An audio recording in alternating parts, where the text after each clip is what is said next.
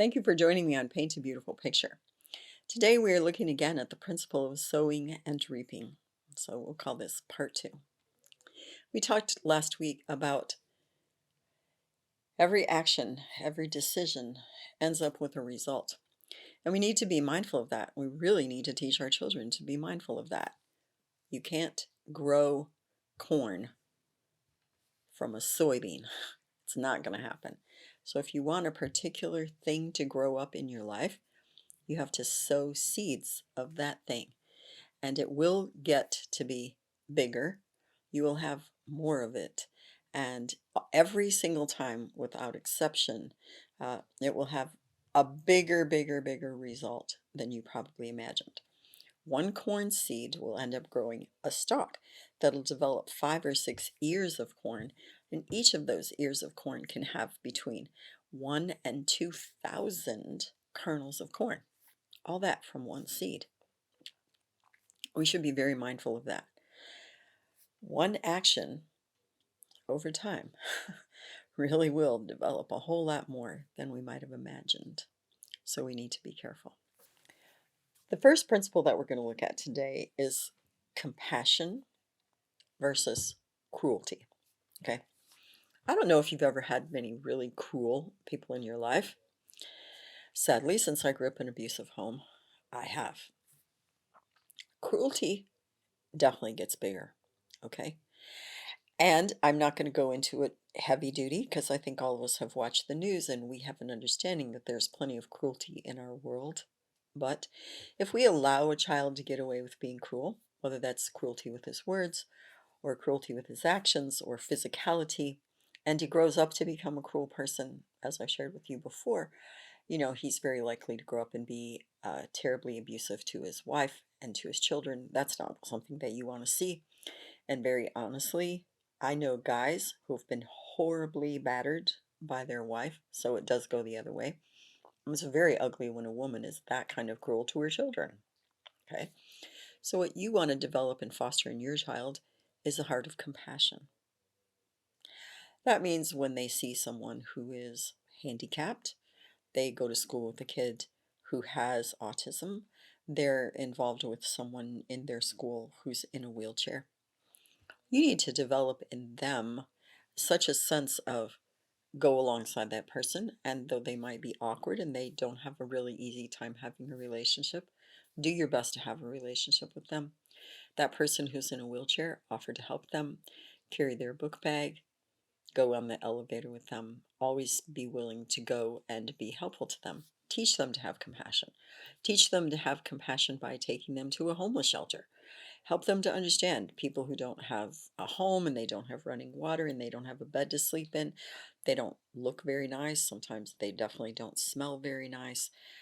They're just not your typical person, and yet oftentimes rough things happen to them. I could really go into depth about veterans and some of the reasons they psychologically and socially struggle to live in mainstream America, but really help your child learn compassion.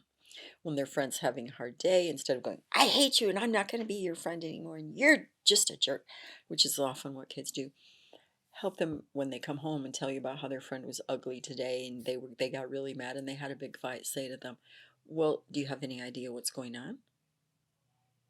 Oh, take the focus off what just happened to them and actually look at maybe your friend is having a hard time. Maybe you don't know it, but their mom or their dad is sick, or their mom or their dad lost their job. There are things going on. Instead of all being mad and bent out of shape about how things went, learn to have compassion. Look at the other person's place. And so, what happens is, as an adult, you develop an attitude of compassion, then your life becomes much different than if you have cruelty.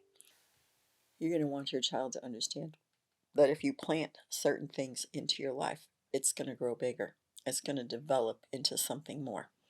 So you want to start fostering things in your child because of the result that you want to see them reap in their life, things they want to sow. Let me tell you this. I don't believe in karma because karma is actually a religious term that whatever you throw out there, that's exactly what's going to come back to you. That isn't always the truth. I've known very kind, very generous, very compassionate people who've been treated horribly. Sorry, karma's not exactly how it goes. But I will tell you that God tells us in Galatians 6:7, whatever a man sows, that he will also reap. So it isn't that someone else is going to bring it back to you or give it back to you or the universe is going to throw it at you. It is that what you sow, that's what's going to grow up and you're going to reap that. Okay? So it can be nourishing and nurturing, or it can be destructive and harmful. And your child needs to know that. Okay? All right, the second thing that we're going to look at today is this one. It's a very big deal for a kid, and that is being teachable versus the, yeah, I already know that. I shared with you once. I had this sign on my fridge door. It was a little tongue-in-cheek, but it was also kind of serious. When my kids were teenagers, it said, quick, leave home now while you still know everything. Teenagers are notorious for this, but let me tell you what. When one of my sons was very small, he had this attitude. Oh, I know that, Mom. Oh, I know how to do that, Mom. Yeah, he was all about that. And he was brilliant. I don't deny that. So finally I sat it down and I said, let me tell you something. I'm older than you are, and I've lived longer than you, so I'm not saying I'm smarter than you, but I have more wisdom than you, more applicable, practical knowledge of things because I've had life experience. I'm trying to give you the benefit of my life experience and help you out. You don't want to hear it? That's absolutely fine. So I'm going to tell you what, for the next couple days, you just go ahead and do what you're going to do. I let him do it. Like within reason, I didn't let him go run out and play in the street or anything, but I gave him a couple days to do that. Finally he came to me and said, Mom, I really need help. I said, oh, you do? I said, so you don't know everything. You really can't do it all by yourself. Well, no.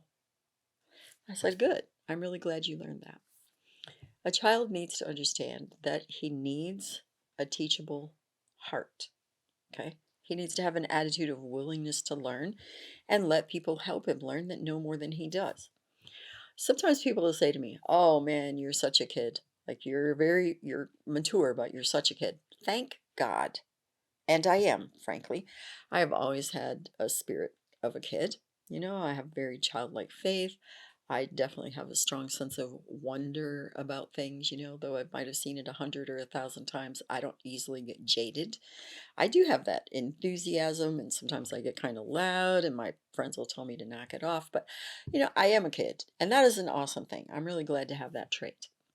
A kid needs to be teachable because they don't know everything. They don't know a ton of stuff, and they need help. They need someone to help them learn it. They need to have that curiosity and that enthusiasm and excitement about being willing to learn. The great thing about that is when you continue to love to learn, the world continues to grow and expand. There's so much to know. And so instead of walking around going, I'm so bored, I'm so bored, I'm just so bored, and their whole life is nothing but they're so bored. What a bummer. I can't even imagine it. I don't think I've ever been bored. Uh, yeah, what a pitiful life. That's horrible. So when your kid says that, this is what I used to say to my stepdaughter. She'd be like, I'm so bored, I'm so bored. And I'd say, you know what? That's because you need to be doing something with your mind and your heart. And you're not. You want someone else to entertain you. That's why you're bored. So find something that's interesting. I don't care if you read a book. I don't care if you go climb a tree. I don't care if you go to the park and swing on the swings and sing at the top of your lungs, whatever. Do something. I don't care if you want to crochet or cross stitch or paint or there's no reason to be bored. So take responsibility for that and do something about that. All right? So the very same thing is true of your child. If he's not teachable and he's stubborn and we'll use the word intractable, like digging his heels and he ain't going anyplace, no, no, no, no, no, then you know what?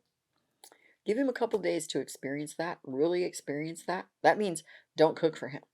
Oh, he doesn't need me and he already knows everything? Great, son. Then you better find a way to find something to eat. Well, no, I need you to make me something. Oh, you do? You don't know how to cook yourself a meal? Well, we already agreed. A couple days you're on your own. I don't care if he eats cheese and crackers or peanut butter on bread, whatever. He can even have a package of Oreos if he can reach them and get away with it. But you're not going to do it for him. He's really going to find out that no, he doesn't know everything, and he does need help. That's a valuable lesson. It'll have long-lasting results.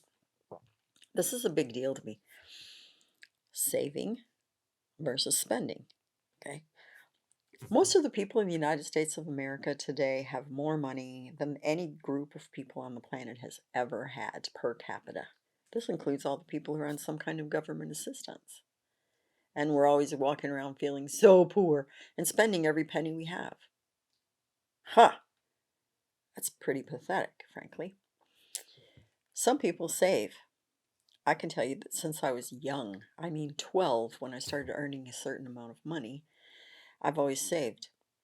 Just all my entire life, I've saved. I'm on a limited income right now, a fixed income, but I have many thousands of dollars in the bank. I still save. Okay. Here's the deal. You teach your child not to spend every penny he has. So even with my kids, if they would get money for their birthday, so say they got 10 bucks, $1 of that, and it was voluntary, but they understood the principle of giving to God. $1 of that went to God. $1 of that minimum went into savings. The other 80%, the 8 bucks, they got to spend. Oftentimes, my one son didn't spend it all. He'd save $2 or $3. My other son would sit there and beg and fight. Well, so my one son is the homeowner. I mean, there's a significant difference even now, 40 plus years later, at the way their life turned out in light of what they did about money, even as little kids. So you teach your child how to save. Don't spend it all. Really important lesson. Here's the last one. Wisdom versus foolishness. Kids are foolish. Like I said, this kid who thinks he can do everything on his own and he finds out he really can't. But kids do foolish things. Okay? They just do. That's being human, as we talked about a little while ago. So here's my question. What does it mean to be wise? Well, that's a really good question, and I think you should try to find out the answer to that. So we'll make that the challenge question of the day. What does it mean to be wise? Can we back up about 10 seconds? For some reason, all of a sudden, we got a little bit of static in here. But it sounded like it was electrical. Oh, So I don't okay. know exactly what you were saying about 10 seconds ago. I don't know either. But anyway, okay. So what exactly is wisdom? That's a good question. In fact, we'll make that the challenge question of the day. What is wisdom? I don't care if you look that up, write down what I'm getting ready to say, but I really want you to look at that. What is wisdom? Okay. Really, wisdom is not just knowing something, it is having the practical ability to do something with what you know. Okay. And so when you tell a child, well, all of us human beings can be foolish. We can do foolish things like get drunk and drive a car and spend every penny of our paycheck on something we didn't really need, but we wanted it. And then, oh my goodness, for the next couple of weeks, we're in trouble, which is not a good choice. We buy this. I'm going to tell you, my friend said she saw this red couch in a furniture store. She went madly wild over it. She loved it. She's told her husband, she goes, I'm going to buy this couch. He said to her, Gwen, where are you going to put this red couch? Oh, in the living room, in the living room. You do remember that most of our furniture is like this rusty colored leather, right? I know, but I love this red couch. No joke. 8 or 9 years later, I actually heard her saying, I wish my husband would have slapped me upside the head and absolutely forbade me to buy that red couch. But oh no, I bought that red couch. It was one of the most foolish things I ever did. Because God knows it didn't fit in the space. It looked terrible. My other furniture had to go. She said, that was just like the stupidest, most foolish decision I ever made in my life. I bought that red couch. See, we do foolish things. We really do. Welcome to being a human. But we want to teach our child to do things that are wise. Okay, so teaching that child to save, teaching that child to be kind, teaching that child to be compassionate, teaching that child to be patient, teaching that child to be self controlled, teaching that child to be wise, and helping that child understand that if I go down this road, I'm going to have this result. And if I go down this road, it'll be an entirely different result. And I am responsible for how that happened because I sowed certain seeds into my life and this is what grew. So, this is what I say to people If you want a garden that is fragrant and colorful and beautiful, you must plant good seeds and tend them. If you want to live in a weed infested, thorny, prickly, unpleasant environment, let it all go.